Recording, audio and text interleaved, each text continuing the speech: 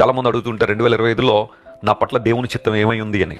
దేవుని చిత్తం నువ్వు తెలుసుకోవాలంటే ముందు సంపూర్ణంగా నేను దేవుని సమర్పించుకోవాలి. ప్రభువా, ఒకళ్ళెంతవరకు నా జీవితం ఎవరెవరికో సమర్పించుకున్నాను, ఎవరెవరి చేతుల్లోనూ పెట్టి నష్టపోయాను, ఎవరి దృష్టిలో పడాలని రకరకాల ప్రయత్నాలు చేశాను, కానీ ఈ రోజు నన్ను నేను సంపూర్ణంగా నీకు సమర్పించుకుంటున్నాను. I would like to offer myself to you lord completely. సమస్తము నీ చేతుల్లో పెడుతున్నాను, తద్వారా నీ చిత్తము నా జీవితంలో జరిగించండి అని ప్రార్థనాపూర్వకంగా నువ్వు కనిపెట్టగలిగితే అంతకన్నా ఆశీర్వాదం మరొకటి లేదు. God has a big plan for you my friend. మనుష్యుల ఉద్దేశాల కన్నా, నీ బంధువుల ఉద్దేశాల కన్నా, నీ స్నేహితుల ఉద్దేశాల కన్నా, కొన్ని సందర్భాల్లో నీ తల్లిదండ్రులు నీ పట్ల కలిగిన ఉద్దేశాల కన్నా పరమ తండ్రి అయిన దేవుడు, నీతి స్వరూపుడైన దేవుడు నీ పట్ల కలిగిన ఉద్దేశాలు చాలా గొప్పవి. నువ్వు దేనికి కృంగిపోవాల్సిన అవసరం లేదు.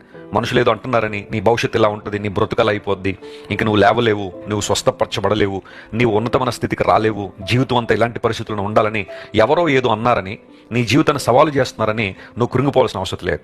దేవుడు నీ పట్ల కలిగిన సంకల్పం, ఆయన నీ పట్ల కలిగిన ఉద్దేశం నెరవేర్చబడుతుంది.